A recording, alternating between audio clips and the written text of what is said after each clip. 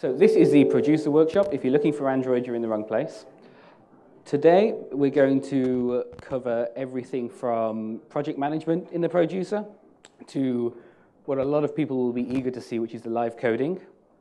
It's a workshop, so if you've got a laptop, I recommend you get it out and ready. In your JUCE bags, you have a memory stick, which has everything you need, including the Projucer for this workshop. So don't worry if you've not got JUCE on your computer already. My name is Joshua. I am the newest addition to the JUCE team. I joined in about July. I hope to work mainly on the Projucer, and this is Timo. Hey, I'm Timo. And I'm also a JUCE developer, and Josh is going to do most of the talking today, but I might jump in a few times. And also, if you have problems with your setup or questions or anything else, then I'll be here to help as well. And we want to keep this a little bit more informal so that you can basically interrupt us at any time with questions, and it's not a talk, it's more like a interactive workshop thing. So feel free to ask and yeah, have fun. So if you need me to answer any questions or jump in and help with things, then I'm here. So point and wave and get my attention. Okay, so is everybody who's using their laptop got it out ready? Those who haven't, don't worry, I'm going to be doing it too, so you can see what's going on. Brilliant. So I've introduced who we are. The requirements for this are Mac, OS X 10.10 with Xcode 6.4, is it? 6.3. 6.3. Xcode 7 is recommended, but it should work with 6.3, and it will definitely work with 6.4. Right. Even if you've already used the Projucer or its predecessor, the Introjucer, you'll probably learn something new today. When I was showing it to Timo yesterday, he learned some new things as well. And yes, as Timo also said, it's not going to be death by PowerPoint. This is interactive. We want the tight feedback loop between you guys and me. First thing we're going to cover is creating a new project. Now, before we do this, we need to make sure everybody who wants to interact with this has the Projucer up and running. So, is everybody okay with that? When you first launch the Projucer, you should see something like this. Now, I encourage you to read it, and if you're happy with it, hit the accept button. You should then be prompted by this, which is asking you to create a MyRolly account. So let's go onto here and register.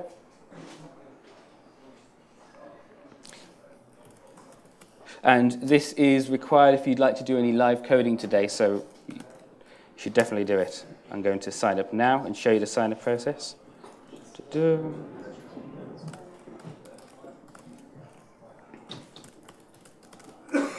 And like we said earlier, if anybody has any issues, just let us know. There's maybe just a question. Who would like to run the Projucer right now but can't for some reason? Everybody's running it? Yes? Okay. It's on your memory stick that you got in your goodie bag. Okay, so once you get to this screen, just hit back. You'll then need to go onto the JUCE website. And you can choose the community for trial access, which will give you access to the Projucer for the purposes of this workshop. So I'm going to go and sign in now.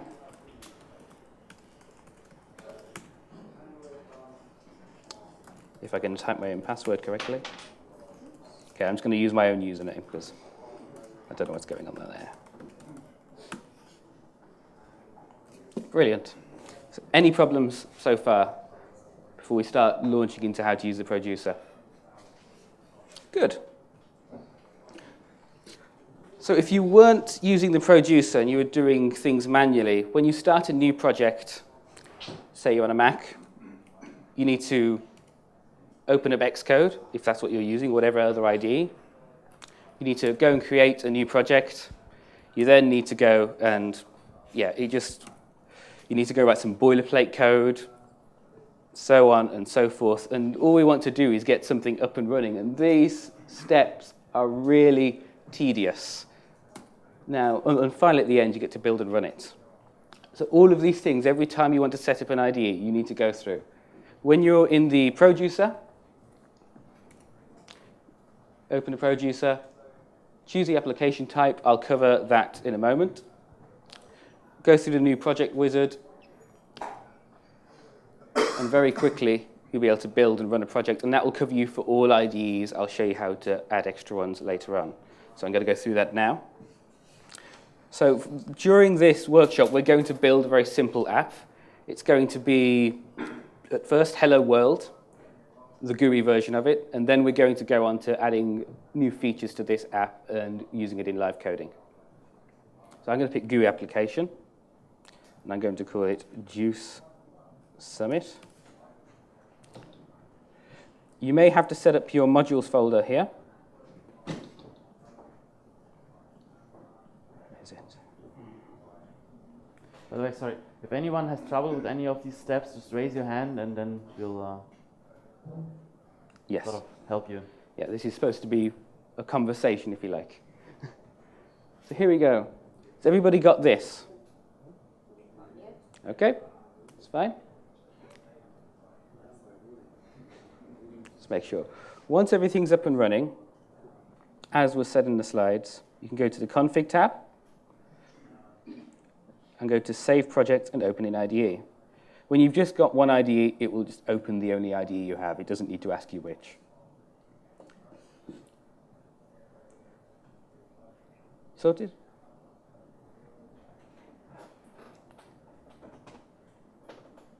Okay. You should end up with something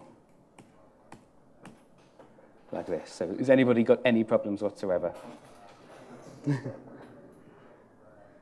I found out that Google Slides had GIFs, and I needed to add one. Okay, everybody okay? Also, if not, I can just come to your seat and help you there. Yeah. Are you two okay over there? You said you had some problems? I had an issue right now because I didn't have before, but it says the minimum deployment target. Oh, yeah. Set. Okay. I know how to change it. Okay. Okay. I can imagine people would run into this. Everyone else is okay. Team can help you. But this, I just updated Projucer this. It said there's a new version. Yeah. Let's move on. This can be. Well, no, I don't know. Right. Okay. Should we move on? You might run into this thing. Yeah, some people have macOS 10.10, but Xcode 7. It's a bit weird because Xcode 7 assumes that you want to run it on 10.11, but then you might be running 10.10, so then you have to adjust the deployment target. Yes. So if you go into the build settings, I'm on 10.11, but the settings should be here. So if you're on 10.10, change this here. In the Introjucer, actually. And you can do it the in Projucer. the Projucer as well. How's it going? There. That should sort your issues out. Yep. Okay, let's move on. So smoke test, everyone seems to be up and running. Yes? So if you're working cross-platform, we've got an amazing Hello World app that you saw a moment ago. Say we make millions of this. Everyone loves it. People are craving it. So Microsoft come to us. We need this on Windows. And because we love Linux, we want to bring it to Linux too. Google call us, bring it to Android, and we also want to bring it to iOS. You can do all of this in the Projucer. And rather than going through those horrible boilerplate steps all over again, you can do the following. Go to Projucer. You can right-click here, or you can click the Create New Exporter button at the bottom. These are all the platforms we currently support. It's fairly intuitive. If you want to work on Windows, pick one of the Visual Studio exporters. I'm going to pick that, for example. And let's pick Android Studio. This time, when you hit Save Project and Open in IDE, you should get another option. So sanity check. Let's check this works. Android Studio is one of the more recent features added. Okay, so while this is compiling, anyone got any issues with that? Also, I have a question just out of curiosity. Is anybody using Visual Studio version older than 2013? Which one? 12. Okay, cool. You should be able to follow along with most of this. It's, the title was Producer for Mac, but all the project management stuff still applies to you.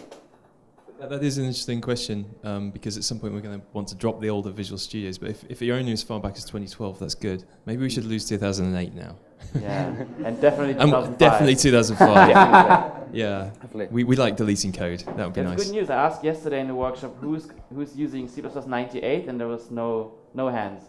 Good, good. That's a good sign. So, for those who are looking at Android Studio, if you want to run it in an emulator, pop down here to this button that says Build Variants, change this to x86 debug, for example, and you can run it there. I'm not going to show you running it. It takes some time to build. So yeah, if you weren't using the Projucer, your steps would be very similar to what you saw at the start. Very tedious, very long. We don't like this. We want to write code. We want to get apps. In the Projucer, as I showed you, it's new IDE. Go to the config tab, make the new exporter, and click the button. Everything should work. Okay.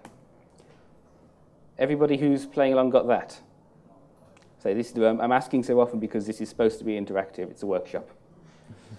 I don't want to be standing here talking at you the whole time. And do throw out questions if anyone Yes. wants more detail on anything. Yeah. I have a question. Yes? Are you guys working on all those warnings that pop up?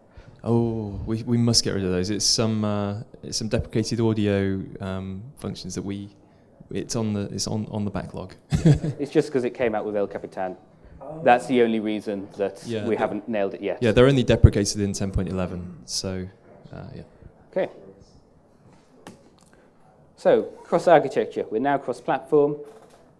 What if we wanted a 64-bit version? Because, of course, some user will turn around and say, oh, I noticed a performance lag on my 32-bit Hello World app. They always do. So I'm the same. I demand a 64-bit version of Microsoft Office. I don't notice any difference between the two. So if you want to do that, you go to Configuration, and depending on the export you're using, the name will be slightly different, but they'll be fairly obvious. So I'm going to show you here. In the Visual Studio, it's called Architecture. You click on one of these configurations. I'll show you how to add a new one shortly. And you can change that to x64. Suppose you wanted 32-bit and 64-bit. You can clone this and give it a different name, like so. And I won't repeat that for release. There we go.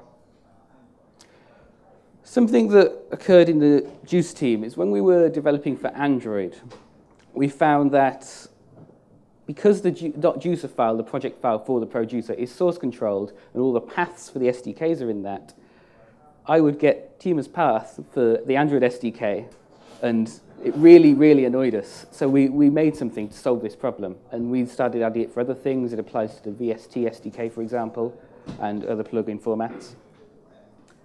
And it's also useful if you're working on more than one machine, and you could do it manually. I did do it manually for a while. It just really rubbed against me the wrong way. So the way to do this is I'm going to show you what my current setup is. Where is it? So here's the SDK path. Now you'll notice that when I click on it, it goes blank. This is because it's using a machine local default. So I could type in whatever, and it will shout at me in angry red text, this isn't where the Android SDK is, what are you doing? If I delete this, this will come back up. I've already got it set up on this machine, but to set these paths, you can go to Tools, Global Preferences, and here are some SDK paths we support. If you'd like any more, let us know. If I type this here, I'm not going to mess this up. There it goes. And this is per machine, so if you've got 5 different machines, you can have a different setting in here, and the SDK will magically update when you load the project. Okay. Let's talk about modules. Modules are like little sub-libraries in their own right. They have dependencies between each other, hence the diagram. And it's a bit complex to think about them. I've got something to help with that later. So for example, when I'm writing my GUI Hello World app, I probably don't need JUCE OSC. You never know. You never know, exactly. I'm sure someone could think of a way. Not all applications need it. Less code, faster compile times, in some cases smaller binaries as well. All good things. But the dependencies aren't always obvious. So if you were to remove one, you might worry about other things breaking. You might get some strange linker errors if you're outside of the Projucer. So what the Projucer does, oh, and we'd also like to make this header only in the future. So what the Projucer does is when you have a module, and I'm going to show you how to remove one shortly, that has a dependency, take JUCE core out. Most things need that. I'm sorry to interrupt. Can you read this text? I think maybe it's a bit difficult because of the projector. Is it this text here? Yeah. It's unreadable. Yeah, so maybe Is that better? we can, I don't know, we can either maybe decrease the resolution or something, or just you zoom in more often, or... Well, I've got a slide that says what it will say there as well, and I'll zoom in when I go through it again. Okay, yeah, So sorry for the projector That's fine. situation. So yeah, when you've got a missing dependency, these will appear in red. They're trying to tell you something here. If you try and build your project now, you're going to get all sorts of strange errors. So to remove a module, like I just did then, if you're doing this manually, you'd have to go into your IDE. You'd have to set up some kind of preprocessor definition and just keep your fingers crossed that the dependencies are met. In the Projucer, you right-click, remove this module, like that, and then you can see the visual cue is still there. If you want to add one back, say you're missing a dependency, there's a better way to do this as well, which I'll show. The process is the same if you're outside of the Projucer. You need to go to your IDE and set those dependencies up. And you still don't know if it's working. So let's have a look at how it works in the Projucer. Right-click Modules and select the relevant module, like so. And I'm going to add JUCE core back because most things need that. All this is a little tedious. We don't like doing things ourselves. We would like it if the Projucer could just sort out the dependencies for us. I need this module, work it out. The manual process is, well, you need to have a program that can manage your dependencies. There isn't really a manual process. In the Projucer, you can select the module with missing dependencies, and there is a wonderful button here. Add required modules, which does exactly what you'd expect. And look at that, everything's back together again. There's also an auto-update feature. Some people like to use the Git, which I'd recommend because you get all the fixes from us as they happen. Other people like to take the pre-packaged zip files like you've got on your USB sticks. That's actually quite a good question for the room. What proportion of you use Git as opposed to downloading either the zip files or using the auto-updater? So sort of hands up for Git, maybe. And the auto-update mechanism, anyone? That's good, because we do recommend Git because it's just more up to the minute. So okay, I'll go well done, you. Yeah, well done. Make our lives easier. I'll go through this fairly quickly then if no one here is using that. So the modules are versioned. We just released 4.0.2, I believe. Yeah. Yes. So. And whenever a new version is published, you'll get a dialog that shows you this. Let's take a look here. They're all up to date. Should you wish to start using these prepackaged modules, you can select one, click Install Update to Modules, and there'll be an Install Update to All option, and there'll be an Install Update to whatever module's out of date. Mine are all up to date, so we can't see this here. You can also make your own modules. It's not some crazy hacky wiring like that. I feel sorry for the guy. But you can do it fairly easy. It all resides in a file called JUCE module info. So if everybody with a laptop could take a look at this, inside your JUCE folder, you should have, let me zoom in a bit so you guys can see this. Okay, let's take a look at the modules.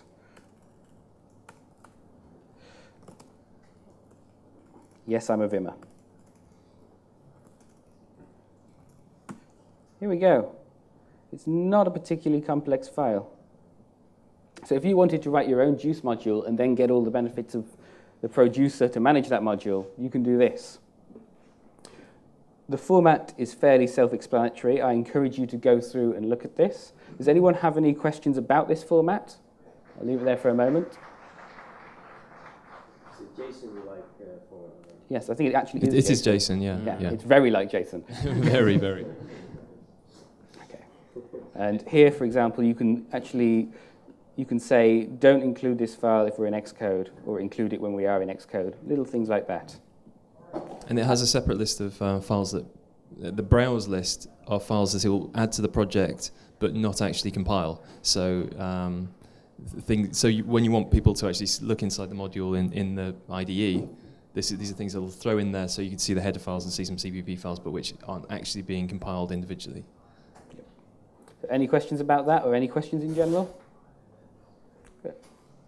I can see you all itching, saying, show me the live coding, show me. Don't worry about it. So we've been through that. Unicode. It's not that great in C++. If you want to put Unicode in a stud string, you're not going to have much fun. It's not great. Because Unicode and C++ aren't friends, I don't know why there's a line through the word Unicode. It's probably Unicode breaking something. And yeah, Unicode and fonts aren't really friends either. You end up with something like this. Weird symbols being displayed, like when someone sends you that emoji and you're like, I have no idea what you just sent. Just Unicode has no friends. So what can we do about this? If you were working manually outside the Projucer and JUCE, for each character in your string, you need to work out what the bytes are. That's fun. And then you need to express that in C++. The latter is the easy part. Working out what the bytes are is very tedious, and we've got much better things to do with our time. The Projucer, on the other hand, has a tool for this. It's called the UTF-8 string helper. All you have to do is paste the string in, and it will just spit out C++ code. Done. You can put it into a JUCE string. You're ready to go. Let me show you that now. Here it is.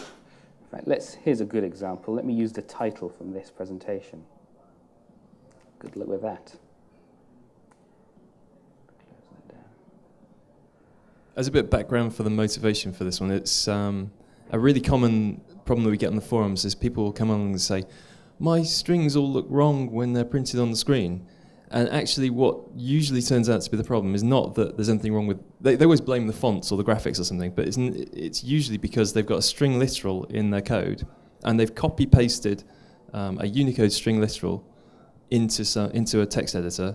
The text editor has encoded that in some format.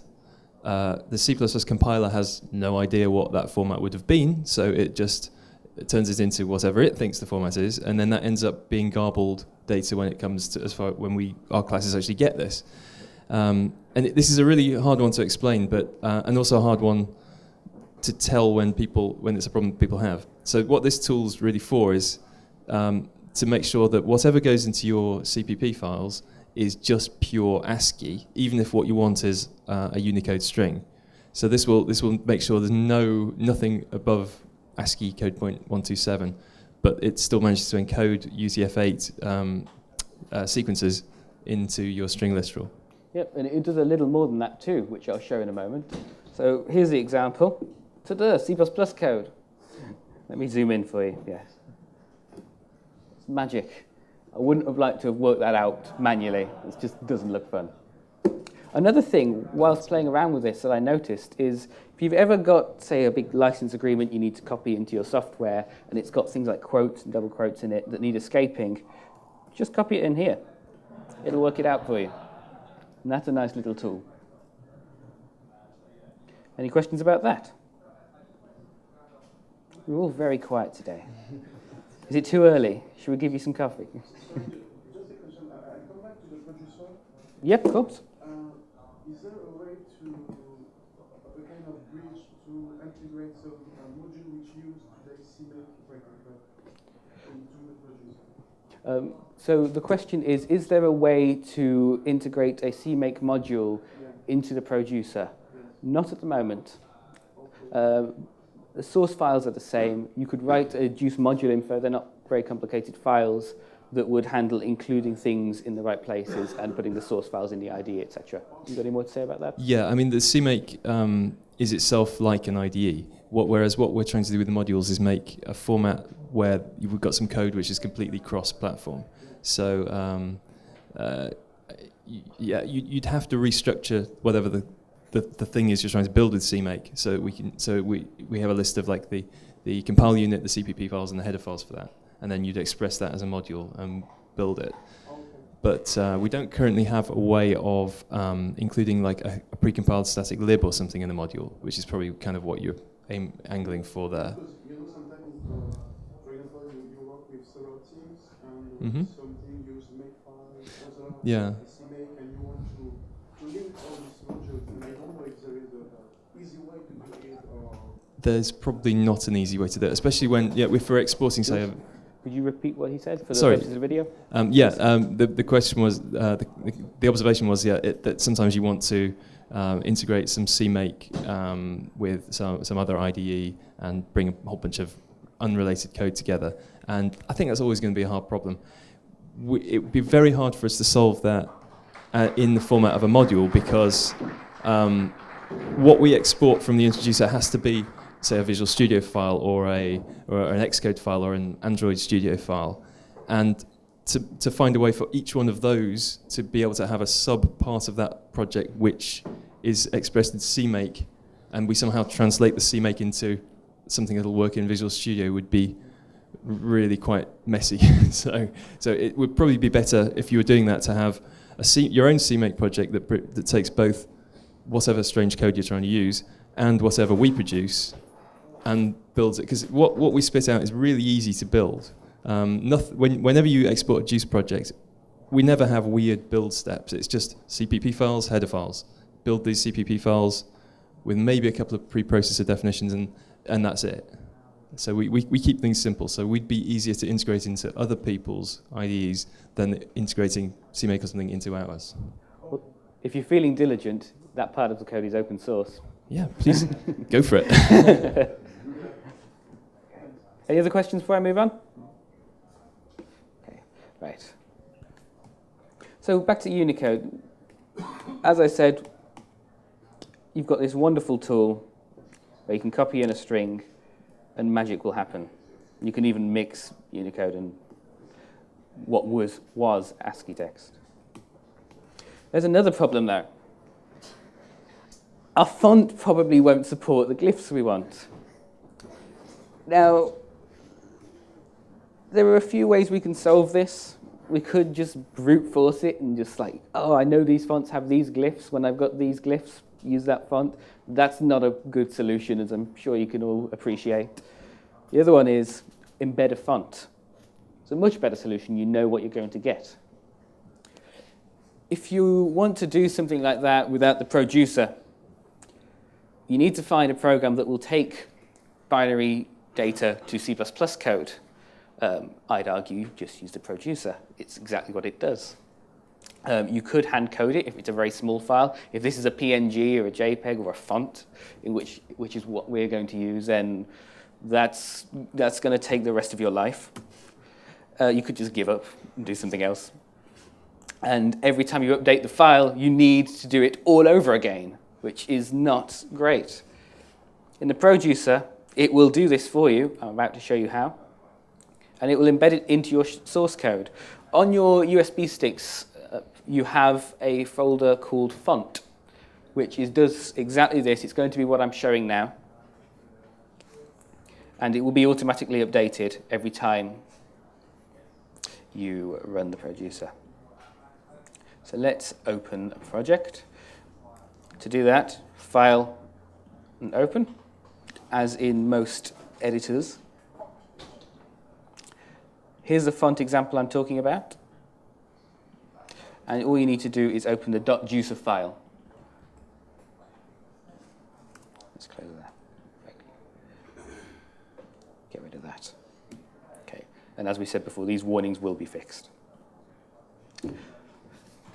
I've already done it here. I'm going to remove it and show you again exactly how it's done. So to remove a file, you need to right-click on it and click Delete. I don't actually want to delete the file. I'm just going to remove the references from the project. So to add this font, say we've got a font, you can right-click on here or here. This is a group that I've made because I like to keep everything organized. Go to Add Existing Files and navigate to the font file that you'd like. I'm going to pick this. you'll see here that the Projucer has inferred that this should be what it calls a binary resource, which is exactly what we need in this case.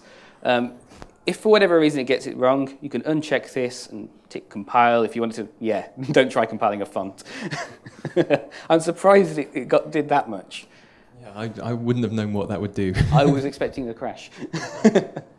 But yes, so binary resource. And what that will do is it will generate some source code for you. I'm going to show you this now. I'm probably going to accumulate a lot of Xcode projects during the workshop. So here we are. In the source code, we now have something called binarydata.cpp and binarydata.h. This is inside the JUCE library code group. Let's look at the header first. We have something called myFont.ttf, which matches the file name. And we have a myFont.ttf size. You can infer what that is.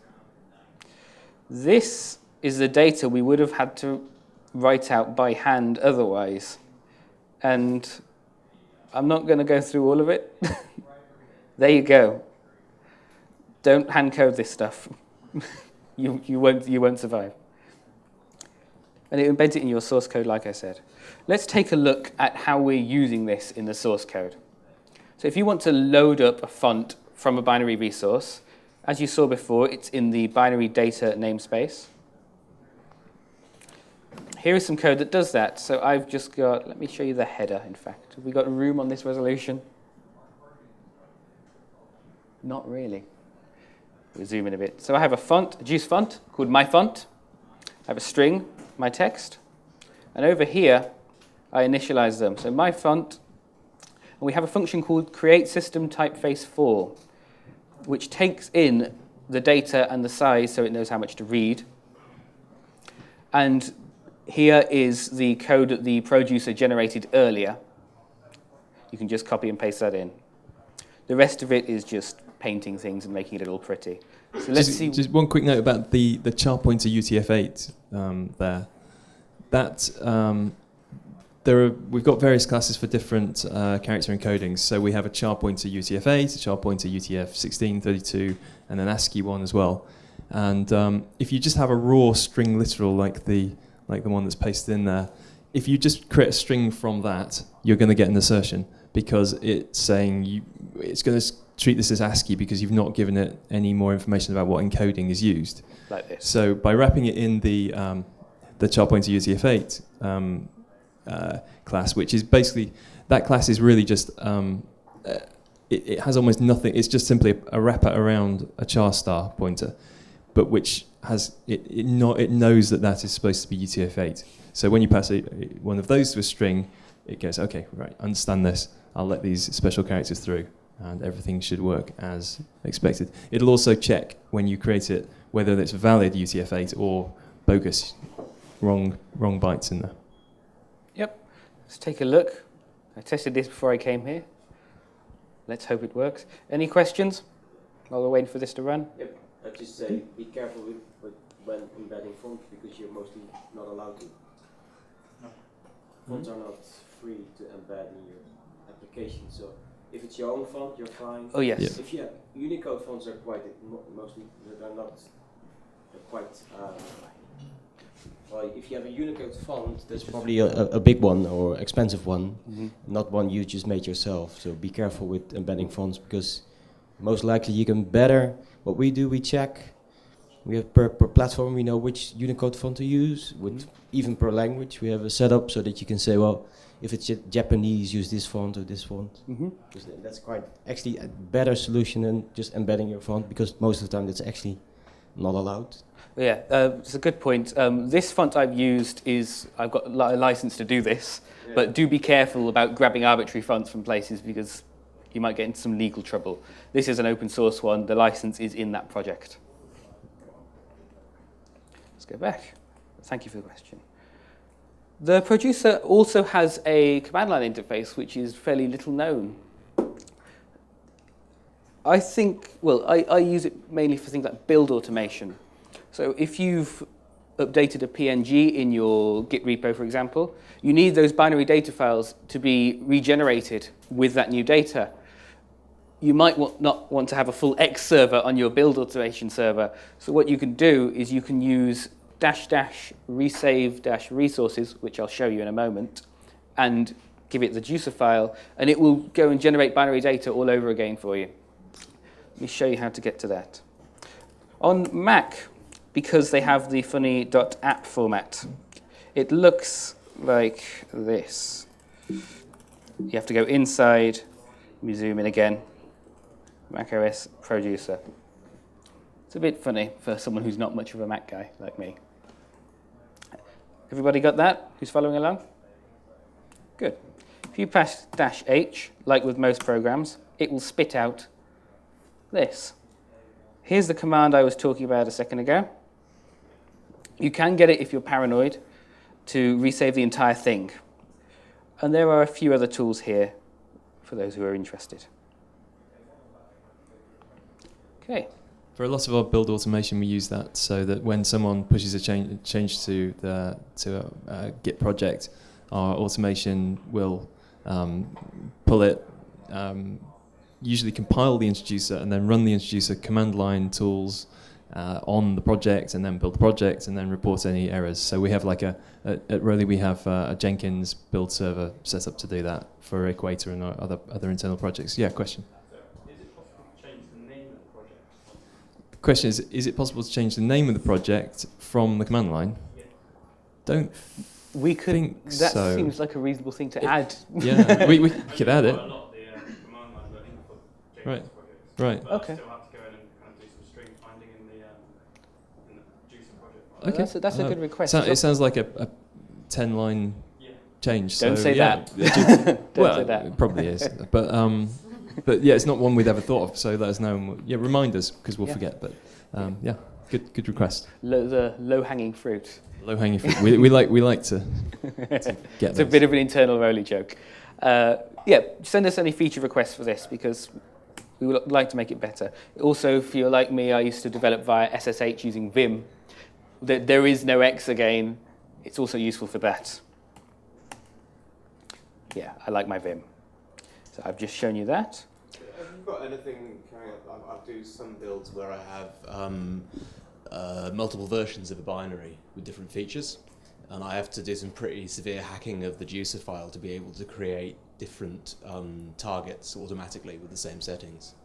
Okay. Is that sort of stuff in scope? If you could, so do you want to repeat what he said? The question was it can be difficult if you have multiple targets that have very different requirements and you're trying to manage them all within one JUCE project. Yeah, I end up with multiple JUCE projects, but with automation to create one JUCE project from another JUCE project. Yeah, it's something that we hit ourselves, and we want to do that. Basically, what we need it's a bigger, it's like a proper big feature request because we have to re-architect the way the project's saved, so you can have a set of files, but then multiple versions of the build settings. So the Pro version, the gold-plated version. It's we will have to do this for our own purposes, but it's it's quite a big one. We have to think it through properly so we don't mess up. But it's been requested by various people and ourselves, so it's on the roadmap. Yep. So we'll have a break shortly. I expected more people to have laptops here, so at about 10 o'clock we're going to have a break. However, we're now going to get to the part you probably wanted to see the most, and that is live coding, the magical Projucer stuff. So Blue's getting a bit old. We want to appeal to a new audience. Let's change it. So if we were going to do this manually, we'd have to go into our code, change it, build it, run it, and we'd repeat until we were happy. This is tedious, especially if you've got a project that a company I used to work for takes 45 minutes to compile. If you just want to change a color and a different shade of gray. In the Projucer, we have something called the ICE engine, which you probably know as live coding. I'm going to show you this now. We can also take any questions about how it works. We're more than happy to talk about it. So let's come out of here.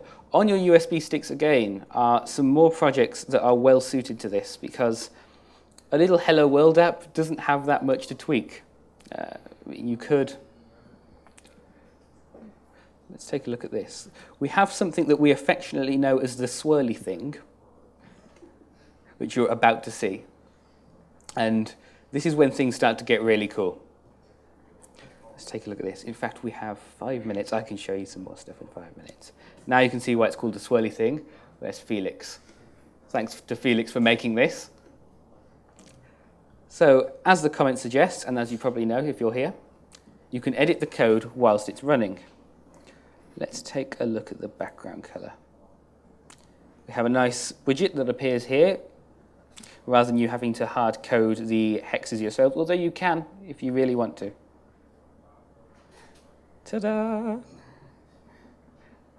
This is great. I enjoy this a lot, and I could play with this for a long time. And I encourage you all to have a go, so we could go over here, for example, and do that.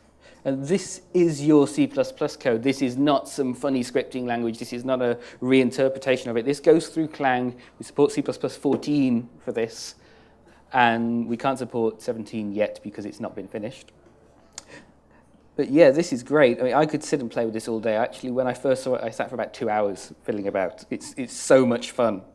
And we'd like to hear ideas for use cases from you as well. We'd like to hear, one I thought of was unit tests. You could write your code and watch the unit tests pass and fail as you're writing it. That sounds like a cool application. Yep? Yeah, my question was, the green arrows, they pop up whenever you can, play a component, right? But I was just wondering, what kind of, I mean, the GUI part is really, of course, really nice, but when does it stop working? I mean, if I only use JUCE stuff, then it's probably fine, but can I, right now you use, in the VST world, it would be nice that you run your audio code, you change something and you hear it. At what point does the Projucer stop running my files? Okay, let me tell you a little about how it works. Now we'll explain it a bit better. I mean, maybe can I also say something? So actually, you can modify anything in that C++ code there. You can just write anything. It's and a component okay, file, and then the green arrow shows up. For other files, it doesn't show up, right? So that's what my question was. I see what you're referring to. You're referring to this here, yes. Yeah. So some components we can instantiate on their own, the default constructible components. Yeah. Other components, for example, abstract base classes, templated classes, or those just without a default constructor, they can't be instantiated on their own and pulled out because it doesn't know what the argument should be. Yes, that's amazing. So also, if what you mean is also why can we only show component classes and not other types of class, it's because you kind of only need to show GUI classes here. If Josh, if you want to open up the live console component there. Yep. When you instantiate anything, whatever you want to instantiate is going to have to go in a window. So something is going to have to go in that window. Now, if you have a class which is completely non-GUI, say it does something like it's an audio DSP algorithm, something's got to go in that window. So the thing that goes in that window has got to be a component. So what you would do is you would either write or use one of our pre-made components which does some sort of visualization and runs that audio DSP component. So we might have an oscilloscope component. I have that example later. Yeah, so Tim is going to be showing that later. I think we have to make a break at 10, but probably not before the break. But after the break, I will show you exactly that. Yeah. Yes. But the point is, we really only need to show components here because any other type of data that you want to visualize, you would wrap in a component, which would then be dynamically compiled and shown to visualize whatever it is that you're actually trying to see or work with. Yeah. It doesn't special case JUCE code. It is Clang running underneath this. We do some interesting little hacks like pull out literals and put variables in their places so we can poke their memory addresses, start changing the value. That's how this is working at the moment. The exact details of all that we can cover after the break. I don't think I should go into that now with about 60 seconds. So the Projucer gets your source code. It takes a look, and like any other compiler at the start, it will just compile it down using Clang and spit out executable files and modules, and etc. But whilst it's compiling, it will say, oh, look at this literal. It would be nice if we could tweak this. So it'll pull that literal out, put a variable in, and then we've got a memory address we can play with the algorithm. So when you've got a for loop that's using this literal, what's actually running is there's a little variable there that's getting tweaked. When you move the slider, it writes a value to that memory address. And then, of course, the for loop just does another load and gets that value and executes the code, just like that. That's for things like literals. When you've got a syntactic change, say you add a new function, which you can do. You can add any code like you would normally. It will try to just recompile, say you edited something inside a function, just that function. That's why it can do it so quickly. It will do the minimum job it can. It also has pre-compiled headers. And all these little tweaks to make it really, really, really fast. Even if you don't want to use a live coding, it's a fast compiler. The literals, the GUI coming up for the literals is just looking for floating point numbers, and if it sees a sufficiently long hexadecimal number, it thinks it's probably a color. Any questions about that so far? Okay, so the hard part about this is we need to swap code out at runtime whilst it's going. What happens is, if we change, say, one of our classes, it will keep all the other modules. They're all compiled into their own object files, which we can relink against and use a JIT compiler to stick back together. It'll just swap that one object file out, plug it into your running code, and if it can't just inject your changes like it can with the literals, it will very quickly reinstantiate the class, quicker than you can observe. That's the magic behind the ICE engine at the moment. I'm going to answer some questions that people asked me during the break we had then. The first one was, what's happening with Windows? So it is coming. I am working on it. It is the bane of my life, but it is happening, digging down in compilers. A lot of our user base is Windows, so we do care about it. Another user asked me, can I link static libraries in and dynamic libraries, etc.? You can currently link in dynamic libraries. I am working on, mainly for the Windows support side of things, the static libraries, because there are Windows static libraries that need to be linked in, like kernel32.lib, etc. I'm working on that at the moment. Are there any other questions that have... Okay. Oh, yes? So the question is, will it ever be possible to cross-compile with the Projucer? I think we should get compilation working on the platform we're currently on working first. I wouldn't rule it out, but let's take one problem at a time.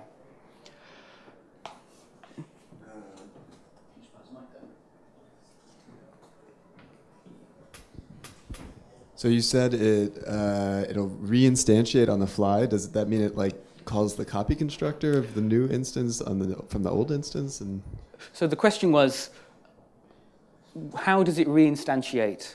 Yeah, what happens when you add and remove members? So you could add a whole new class. If you got a nested class, if you've got a new member, like you said, say you add a little float, it will repass your declaration. It will throw away the old one and reinstantiate. Now, it calls the default constructor. It's one of the requirements to be able to instantiate a component in the ICE engine is that it has a default constructor that can be called. It can be private. So if you want to if you've got a constructor that your public constructor takes arguments and you don't want to expose a default constructor on your public interface, you can make it private, and we've got some hacks in there specifically for this use case. Yeah, is that working? Yeah. So what you can also do is if you have a component which doesn't have a default constructor, it needs certain arguments that come from somewhere else in your app, you could just quickly do a little wrapper, another wrapper component around it, like a mock, and just pass the arguments in there and then instantiate that one, and that will instantiate the other one. Yes. So things like that. It's really easy. Which raises another good point. You don't just have to instantiate one class here. I'm going to show you this momentarily. In fact, I'll show you now while I'm talking. You can instantiate your entire app and watch the changes live. As far as the Projucer is concerned, it's just code. It doesn't care what your member is, whether it's a float or whether it's a really complicated class with loads of sliders and everything inside of it. It's just code to the Projucer. You see here. Here's a really nice example I'd like to show you. It's a game of life. If anyone likes cellular automata, this is for you. Timo wrote this. I said to him, everybody needs to write a game of life at some point. And so he did. and we thought it looked really nice. So for those who aren't familiar with cellular automata, you have a very simple set of rules on, in this case, a 2D grid. You might say, this is Conway's game of life. You'll say when there are a certain number of cells alive, i.e. black in this case, next to my cell, switch it to black or switch its state to another state. And let me show you the rules that have actually been coded in here. Here's very simple rules. All the behavior you're seeing has come out of those rules. It's still running at the moment. Let me zoom in again. Thank you. I keep forgetting the resolution's low. So these are the rules. That's it. All that behavior you just saw came out of those rules. If you've not seen Conway's Game of Life, I really encourage you to look at it. It's amazing, and it's like the hello world of cellular automata. If we wanted to, say, change these rules, it'll just start working again. It's magic. And you can have all sorts of fun. You can stick this down to all sorts of things. There we go. They're just going to flip states now. One other thing, actually, this has reminded me, this is all on your USB sticks again. So people had some issues with the USB sticks. If you do, all you need to do is pull the public JUCE repo again. There were some problems copying over to the memory sticks, it seems, and some of them aren't quite working right. So if you just pull the public JUCE source, it should work again. Also, I think we should have spare flash drives because some of them may not be working. We have spare ones at the registration desk, as far as I know as well. And everything here. If you have one of those that are not working, just get a new one. And it's all on GitHub. I've put this source code on GitHub if you want to play with this later. Let me give you the URL for that.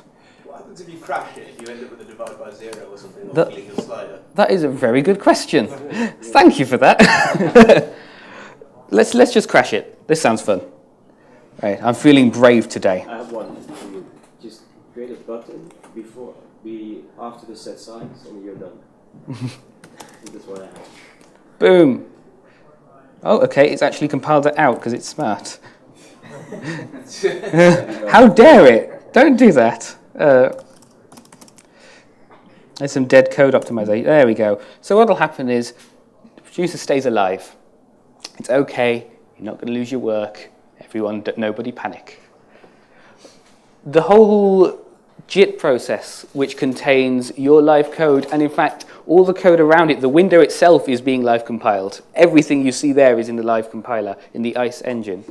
It lives in a child process. So if that goes down, just the child process dies. And your main app is okay, nothing's going to go wrong. That was one key goal of this. If it does go wrong, which it will occasionally, we don't want you to lose your work. That's the bottom line of everything. Never lose work. You watch, it'll crash for me now. Okay.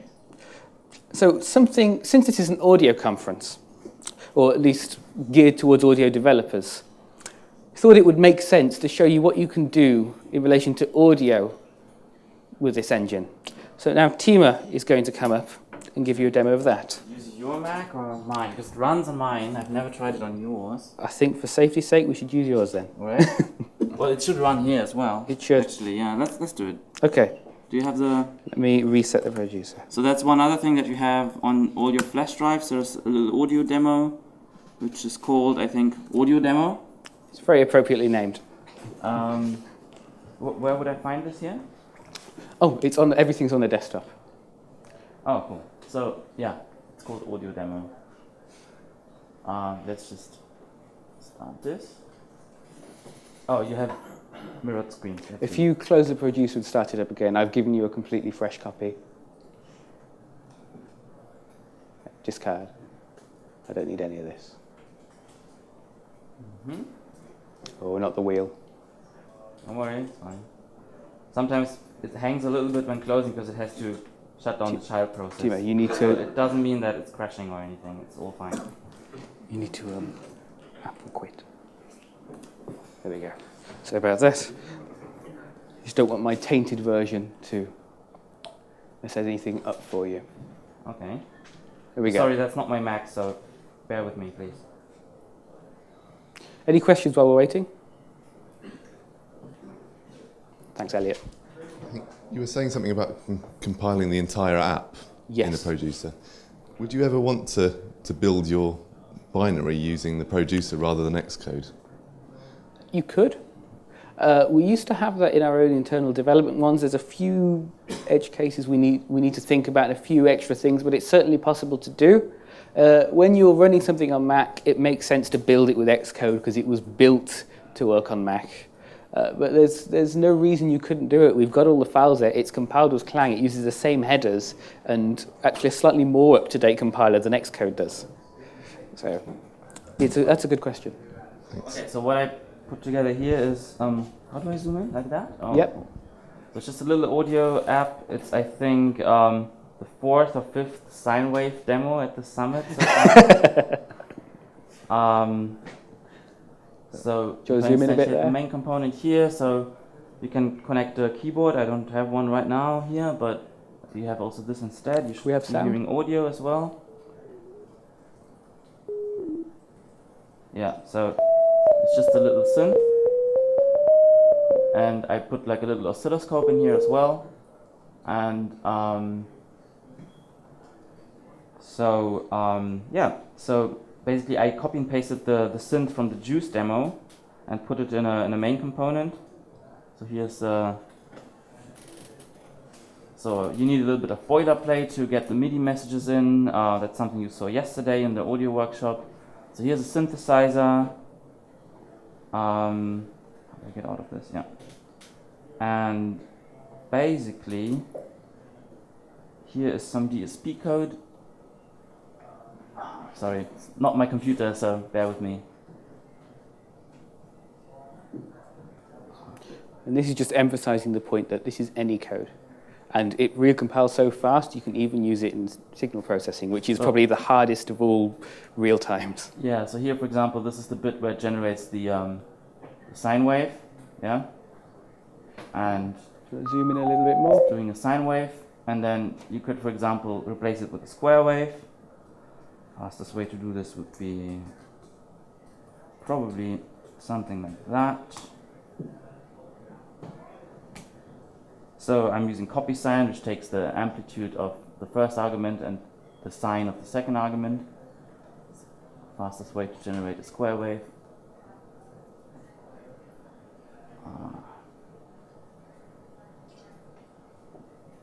And if you do this, you get a square wave. And it's even nicer because I don't have a keyboard here, but I could be constantly playing and watching the waveform change and actually doing like live DSP coding here. And I think this is really useful for DSP development because, I don't know, some people, for example, use things like MATLAB to design their DSP algorithms. But here, so I have this oscilloscope component, just another component here. But you could, instead of this, this is really like a very, very small class. But instead of this, you could write a more sophisticated tool that analyzes your DSP algorithm in any way you like. And then you could just live code your formula in the audio callback, where you just had the sine wave. And then watch it run and watch it change as you tweak your algorithm, and watch your analysis component do whatever you need it to do. And I think that would be like a really cool tool for sort of like live coding for DSP development as well. So you don't actually have to do something like MATLAB or something else where you first like design your algorithm and then you have to translate it to C++, and it's going to do something else maybe, but you can actually stick to C++ all the way and integrate it in your development process. Yeah. Are you going to put some debugger features in here as well if you want to step through the code? Or do you... Can you repeat the question with the mic? Yeah, sorry. The question was, are you going to add some debugger features so you can step through the code as well? This is something that we would really like to do. Unfortunately, it's not that trivial because what's running here, it's not like a executable file like normally. So it's like some part of the like address space of the child process is just reserved for like the JIT compiled object code that's put in there. So to attach a debugger to this, it's really non-trivial. But this is something that we will be looking into. It's definitely a feature that makes a lot of sense. It's just not easy to do. But yeah. Is that the same for an audio plugin as well? Is that something on your radar? That must be very complicated to do. Yeah, that too. So this one is just a plain JUCE synthesizer, which has this render next block method, and then it's hooked up with the main component, like in the usual way. So it's just an audio app, but probably you want to run this as a VST plugin. So and at the moment, this doesn't work because it's also, as you probably can imagine, not really easy because a plugin is probably like a DLL essentially, and this is not a DLL or an executable. This is some code that's running in part of your process. So this is something that we definitely want to do, but it's another thing that it's not really easy. So Yeah, we'd have to look emulate into a this. host. What you can do instead in the meantime is you can do like a JUCE audio processor, which can be either a plugin or not a plugin, and then as you develop in your Projucer, you can have it run as a standalone app, and then you can just use the same audio processor class later as a plugin as well. It will work just the same. You could probably make a basic host for this. Right? Mhm. JUCE already has a host for these. Yes. And it's just the code is the same, right? So the comment- yeah. you can export it to any kind of Yeah, format, so why not the Juicer? it's on our radar. So the comment was that, because it was not on the Sorry, mic, the comment was that we could also write our own host around this, and I think that's a great idea. We'll have a think about it. It Yes. sounds like a very good idea. Yeah, we're just trying to nail the features we've currently got. I and can imagine incrementally build upon the that. live coding is especially for audio plugins and also for me then more video related things. To be able to tweak it, and as JUCE is used a lot for making plugins, it almost makes this is the perfect plugin builder, right? So you tweak until you're done. So I can imagine that will be a very nice use case. Yeah, we're also very interested in education, because those first learning C++, rather than sitting there with weird linker errors like I remember I did when I first started using C++, it's done for you. It just compiles and runs, and you watch it happen. It's a really tight feedback loop.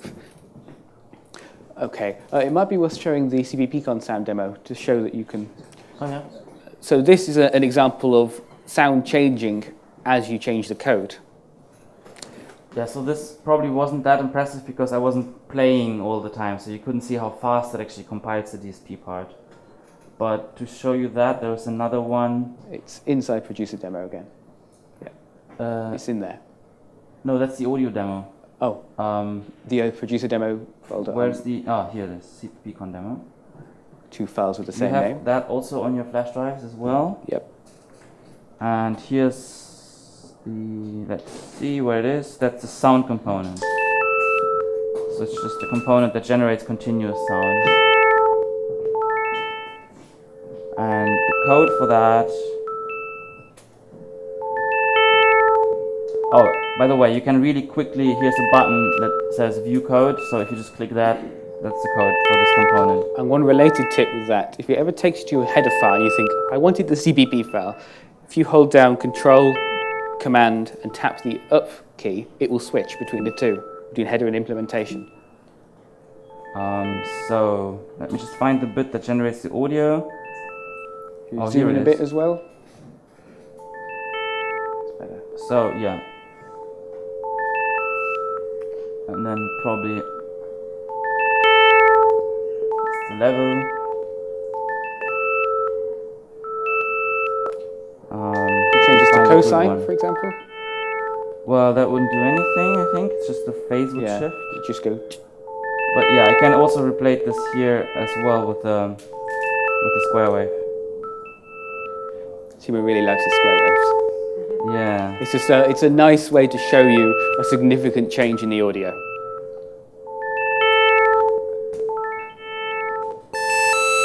You There see you it go. changes really quickly. And that's just this DSP code, but imagine if you had like hundreds of lines of code with DSP code in it, you could just go in at any line and tweak any kind of parameter or filter, coefficient or whatever, and within a second you would hear the change. And you could run like another component which does some math analysis on it or whatever you like, and within a second you would see what you're doing. So this whole loop of like tweaking your algorithm, then recompiling it, maybe reinstantiating the whole thing, it just reduces to the feedback of about a second turnaround time where you can just focus on the math basically. And I think this is quite a nice thing for DSP developers.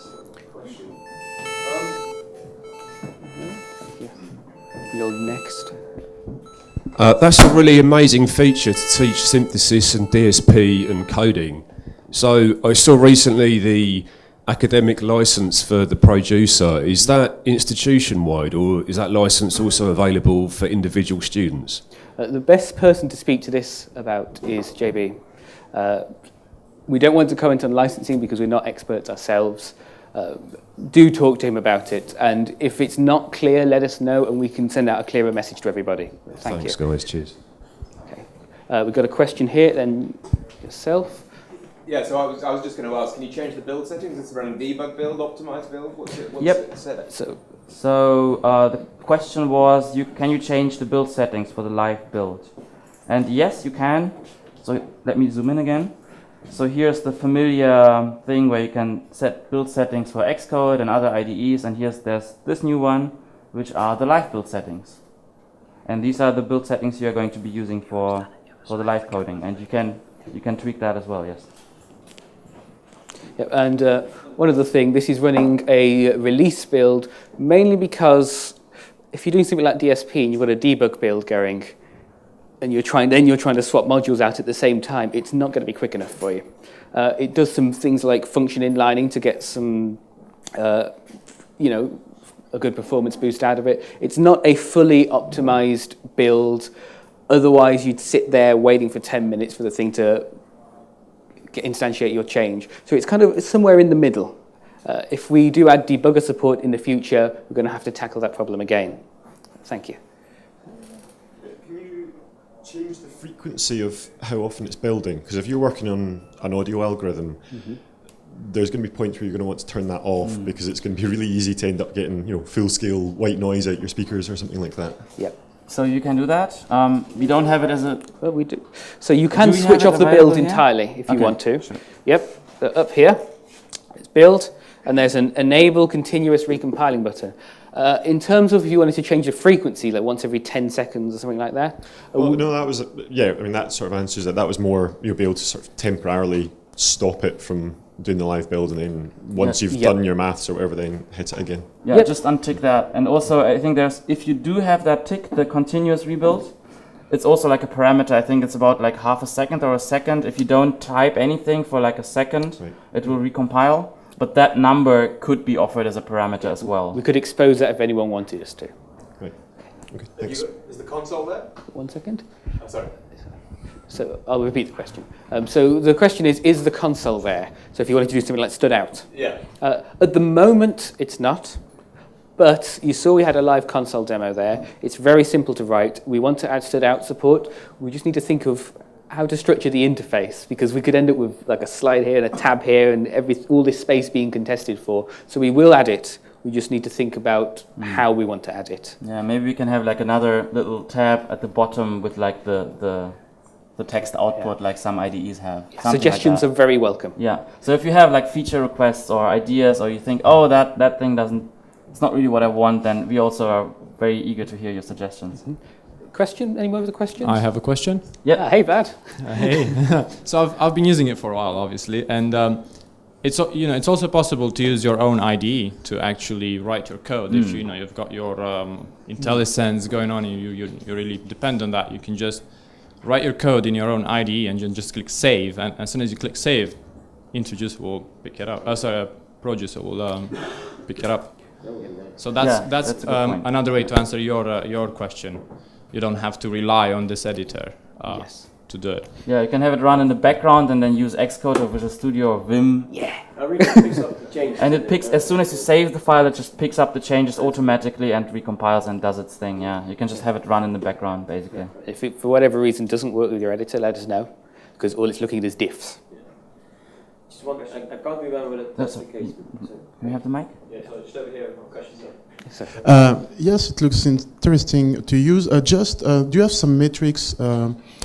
For example, if I look for the activity monitor and I want to look for two Projucer, for example, if there is a lot of CPU usage, or if it is really convenient to use.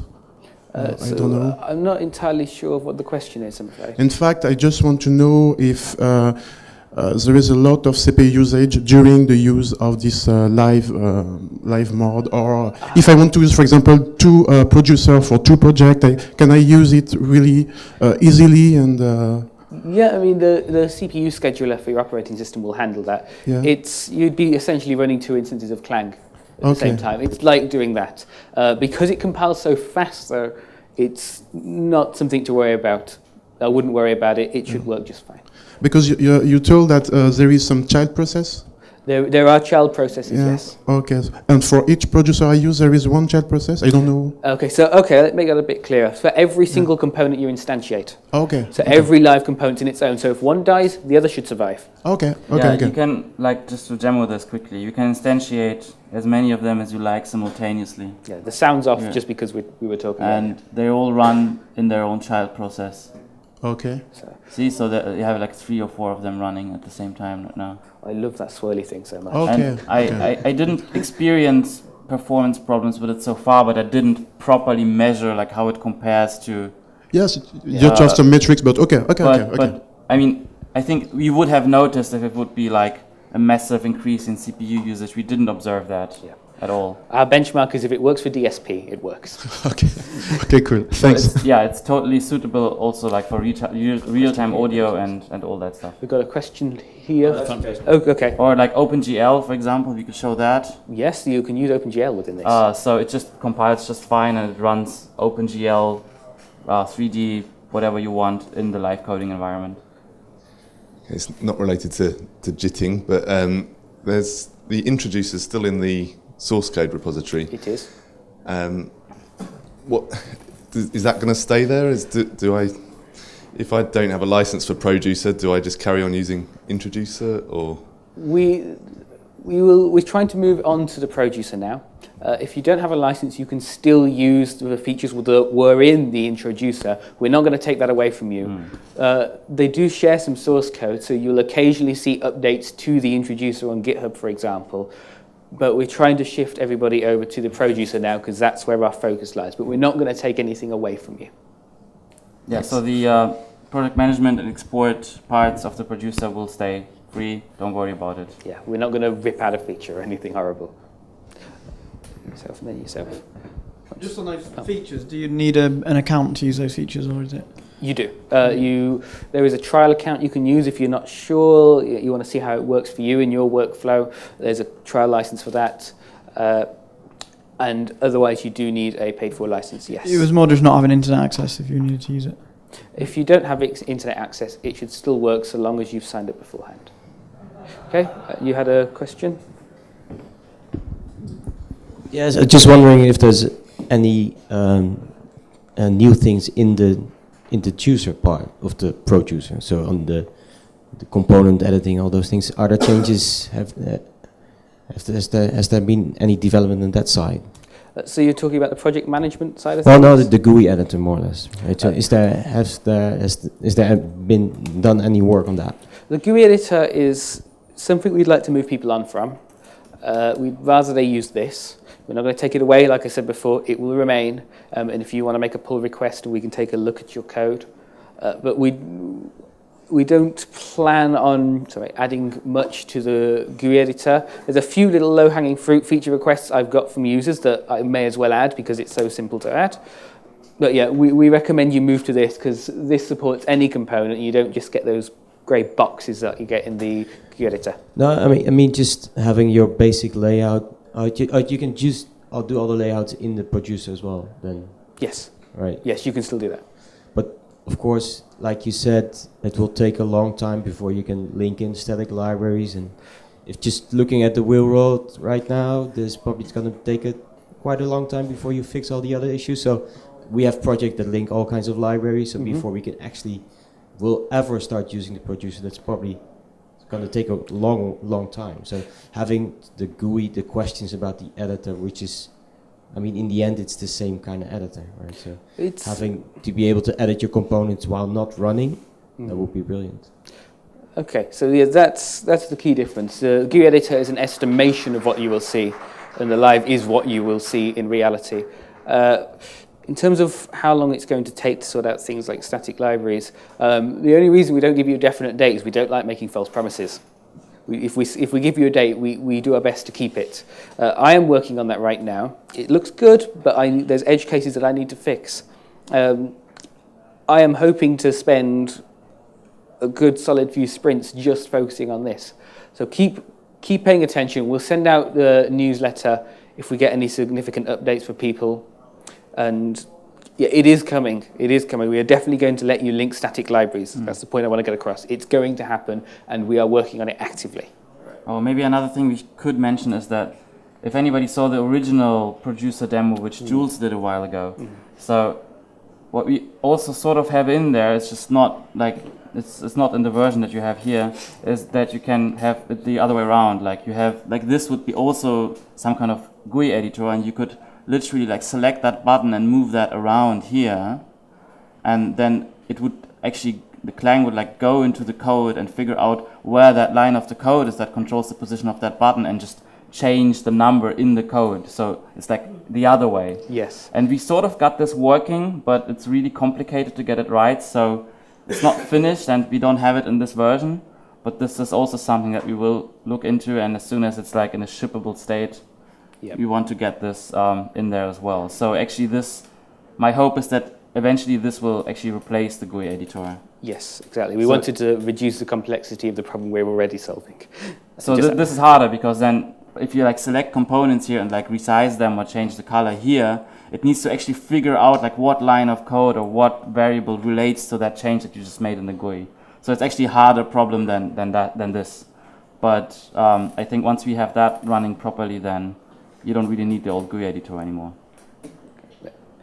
But yeah, we won't be removing it. Any other questions? We'll have one over here. Keeping Elliot fit today. Have you found a point where the Projucer and the JIT process struggles with any level of complexity? So provided you've got your main component is default constructible, whatever member classes you have, however many layers of inheritance they might have you found it struggles at any point, or? No. No. The one-word answer is no. A bit more context as to why.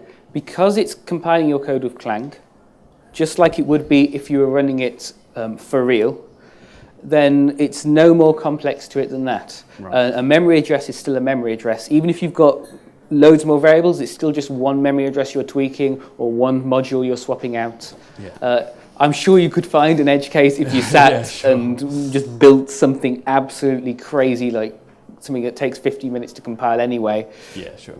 But yeah, it's only going to be better than what you've currently got. Okay. I think it's worth saying that this is the same, if you're running it on a Mac, it's the same compiler that Xcode uses, essentially. So whatever, I mean, it's you invoke it in a very different way because you have the JIT stuff, but I guess like everything that Xcode would compile, this thing would also compile because it's using the same standard library, it's using the same compiler in the end. Yes. So yeah, anything that would compile in Xcode would compile here too. Yeah, Apple have a couple of tweaks in their source, but we're actually slightly more up to date than them right now. Does that mean, so when you say it's the same compiler, it's not the same binary, you've got your own compiler there, is it the same, and it's not necessarily the same version either, it's just LLVM? Yeah, what it means by the same is it's Clang and LVM. Right. Apple do their own tweaks, but we take the trunk of Clang, we think this is a good point, this is a well-tested point, we ship at that, and then we see, oh, someone's added this extra bit of, I don't know, the performance is increased or something else we want, and then we upgrade to the next version. Are you ahead of Apple? Because Apple seemed a little bit behind. Yeah, maybe I should have said that a bit clearly. We're not using the actual Xcode build toolchain. We're using like the LLVM Clang SDK. Yes. There's like an SVN repository. And we're ahead of them only because they have to release a new version of Xcode every time they want to update. Yeah. It's a lot easier for us to update. So that's why we're ahead of them. And we just grab changes as we want them and release a new one. Any other questions? We have one over here. Where, sorry? Just over here. No? Oh, did you not have a question? Oh, okay. Okay. Any other questions? We love talking about this. Questions, comments, feature requests, yeah. Is it possible to go from an Xcode project to a Projucer project? That's a very good question. It's a feature request I received a few times recently. We don't have it at the moment because we just essentially have to write a reverse parser. So we currently have something that builds the Xcode project. We need to have something that goes the other way. And generalizing that so it works with Visual Studio and a make file, because we support just plain old make files as well, is a very difficult task. It's something we'd be interested in doing. It's a matter of where our priorities lie right now. Right now we want to nail this, and we've got internal feature requests we want to follow up on. But if it's really important to you, have a chat with us, and we'll see if we can work something out. Any others? How do you get the trial account? How do you get the trial account? Okay, I covered this at the start. Sorry, I wasn't a little late. That's fine. Oh, punish him. Ooh, that's cool. I'm speaking the rules. Yeah, this is the problem with it. It's very fun to play with. To get a trial account, so you must first sign up to a MyRolly account, which I showed at the start. Yep. Then if you go to juice.com/buy, don't worry, you're not parting with any money. You can just go to the bottom, and there's a trial account, and it associates it. And then you get a trial of the Projucer that you can do all of these wonderful things in. Just a note for anyone who, and then we'll get to your question, just a note for anyone who wants to play with this after the summit. If you go into GitHub, can I just take over for a second? GitHub.com. This is my personal GitHub. Tima's code is in here, and I shoddily didn't give him credit for it. Sorry. We have this here. I lost my beard, yes. Here it is. The URL for that is there for anybody who wants to take note. That's got the cellular automata in it, for example. Can we zoom in a bit? Yeah. Oh, thank you, Safari. I'll do it. No. Zoom in here, drop this here. Okay. It's if you go to this username on GitHub, since we're having a fight with Safari, that's me and JUCE Summit examples. If anybody wants that link afterwards, just come and ask me and I can write it down for you. In fact, I'll write it now just for those who want to read it. Come on, Vim, be my friend. Oh, go away. We have a problem with the title bar here, don't we?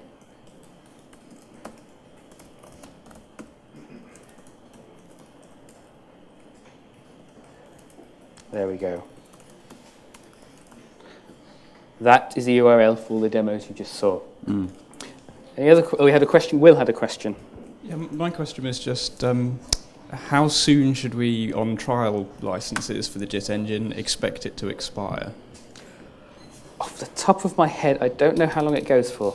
Do you know? It's like 30 days? Ask JB. Yeah, I think he it's knows 30 the answers days. to all sort of like licensing, demo, pro questions. Maybe add it to the GUI on the login page. Your trial license That's expires. a good idea. So the academic one, it's not particularly clear sometimes with licensing pages. I agree, and we're having discussions about this. Oh, one little feature we forgot to show is that you can actually also resize this here.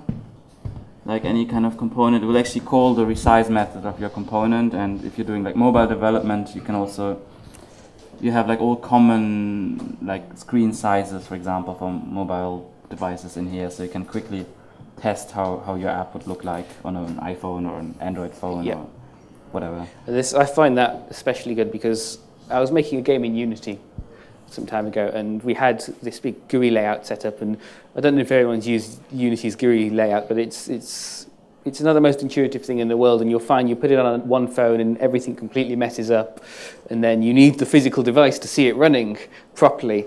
Well, in here, you just change your size. Yeah, this is probably one of the most annoying things for me when I started with JUCE. Like you start just putting together components, and then there's like a place where you do have to do set size, and then it's just like a number, but then you have to recompile if you want to change it, and then you have to rerun the whole thing. And here you can just drag it around, and you can see what it's doing.